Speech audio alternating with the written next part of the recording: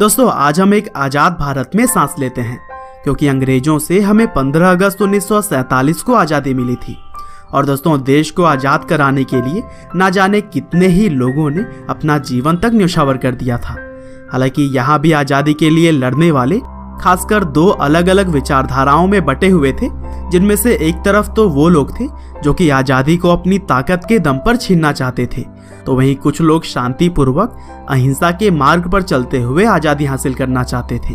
और दोस्तों इन्हीं अहिंसकवादी लोगों में से एक थे राष्ट्रपिता कहे जाने वाले मोहनदास करमचंद गांधी, जिन्हें कि हम सभी आमतौर पर महात्मा गांधी के नाम से जानते हैं।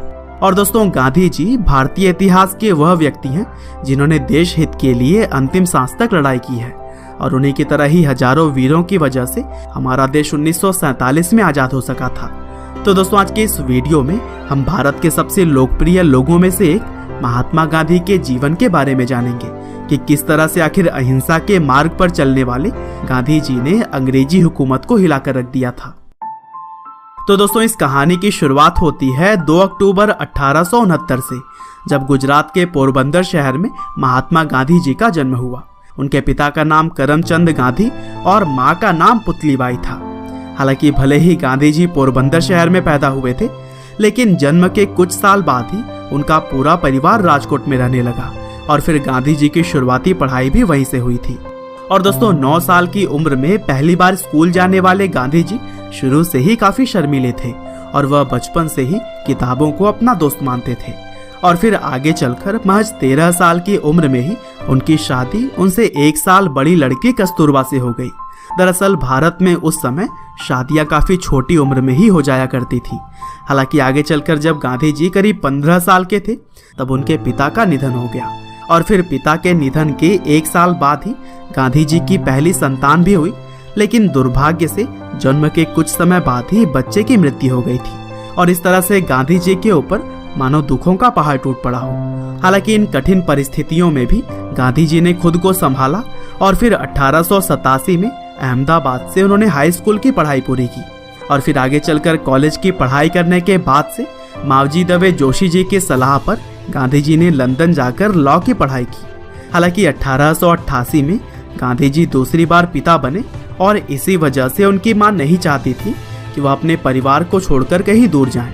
लेकिन कैसे भी करके उन्होंने अपनी मां को मनाया और फिर 4 सितंबर 1888 को लंदन पढ़ाई के लिए वह चले गए, और फिर 1891 में पढ़ाई पूरी करके वह अपने वतन भारत वापस आ गए।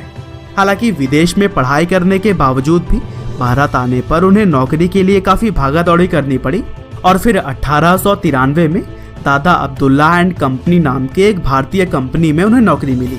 हालांकि इस नौकरी के लिए उन्हें साउथ अफ्रीका जाना पड़ा था। और दोस्तों साउथ अफ्रीका में बिताए गए साल गांधी जी के जीवन के सबसे कठिन समय में से एक था, क्योंकि वहां पर उन्हें भेदभाव का काफी सामना करना पड़ा।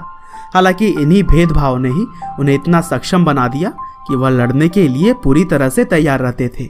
और दोस्तों यूं तो गांधी जी को सिर्फ 1 साल के लिए ही साउथ अफ्रीका भेजा गया था, लेकिन वहां रह रहे भारतीयों और आम लोगों के हक के लिए वह अगले 20 साल तक लड़ते रहे, और इसी दौरान उन्होंने नटाल इंडियन कांग्रेस की स्थापना की थी। और दोस्तों अफ्रीका में रहते हुए गांधी जी ने एक निडर सिविल राइट्स एक्टिविस्ट के रूप में खुद की पहचान बना ली थी।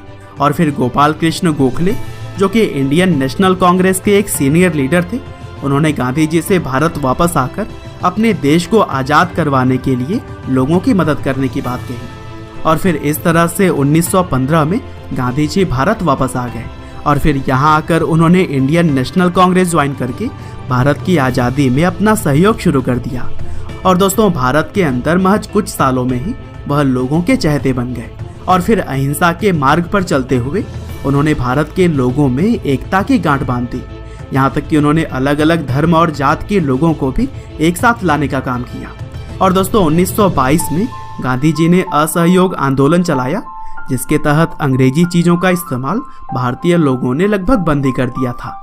और फिर जब यह आंदोलन काफी सफल साबित हो रहा था, तब महात्मा गांधी को 1922 में 2 सालों के लिए जेल भेज दिया गया। हालांकि गांधी जी के जेल जाने पर लोगों के अंदर और भी गुस्सा आ गया, जिसकी वजह से पूरा भारत अब एक होने लगा था। और फिर इसी कड़ी में ही मार्च 1930 में दांडी यात्रा को भी अंजाम दिया गया, जिसमें कि 60,000 लोगों की गिरफ्तारी हुई। और फिर इसी तरह से ही आगे भी गांधी जी के नेतृत्व में क्विट इंडिया मूवमेंट की तरह ही कई और भी आंदोलनों को अंजाम दिया जाता रहा और इस दौरान गांधी जी की बहुत बार गिरफ्तारी भी हुई। लेकिन दोस्तों, महात्मा गांधी के द्वारा लगाई गई चिंगारी अब लोगों के भीतर आग बनकर जलने लगी थी और यही वजह थी कि गांधी जी के साथ साथ बाकी क्रांतिकारियों ने मिलकर 1947 में देश को आज़ाद कराने में अहम रोल अदा किया और फिर 15 अगस्त 1947 को हमारा भारत देश आज़ाद हो गया। हालांकि अभी देश के अंदर आज़ादी का जश्न चल ही रहा था, तभी 30 जनवरी 1948 को नाथूराम गोडसे ने गांधी जी की गोली मारकर हत्या कर दी और फिर इस घटना ने न सिर्फ देश में बल्कि पूरी दुनिया में ही शोक फैला दिया। हालांकि 15 नवंबर 1949 को गांधी जी के हत्यारे नाथूराम को फांसी दे दी गई थी। बहरहाल दोस्तों, अंत में बस मैं यही कहना चाहता हूँ कि जब तक गांधी जी जीवित रहे तब तक अहिंसा को ही हर चीज़ का जवाब मानते रहे और इसी सिद्धांत के दम पर ही उन्होंने अपनी पहचान बनाई थी। हालांकि भले ही वह अब हमारे बीच नहीं है, लेकिन उनकी सीख और उनके सिद्धांत आज भी पूरी दुनिया मानती है। उम्मीद करते हैं कि गांधी जी की यह बायोग्राफी आपको ज़रूर ही पसंद आई होगी। आपका बहुमूल्य समय देने के लिए बहुत बहुत धन्यवाद।